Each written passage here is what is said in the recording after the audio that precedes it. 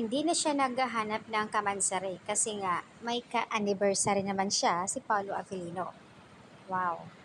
Massive ang nagiging preparation ng mga fans ni Kim Cho.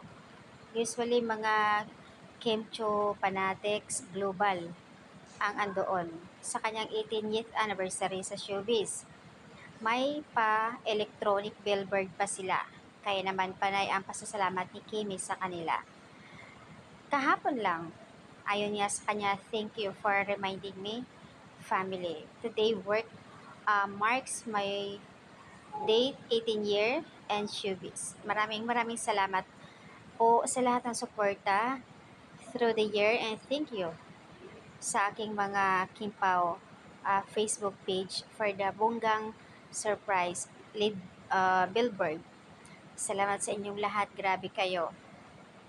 Reply ni Kim sa post ng kanyang fans club. Actually, muntik na raw niya itong makalimutan pero grabe nga ang pagbati sa kanya ng mga fans.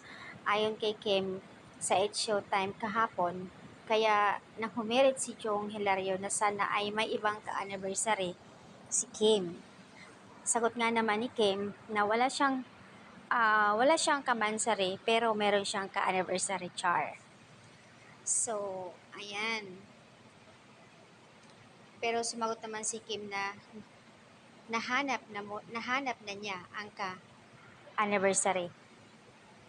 But anyways, emotional naman si Kim sa pasasalamat sa mga fans na andyan kasama niya, ups and downs, samantala hindi nagsama sa stage. Sina Kim and Paolo Avellino sa launching ng bagong endorsements ng Brilliant Hello Melo. Nagkaroon ng launching last Sunday night na ini-endorse na nga ni Paolo and Kim. Nauna na nga kumanta si Pao bago naman si Kim. Hanggang umalis ito at hindi sila nagkasama sa stage.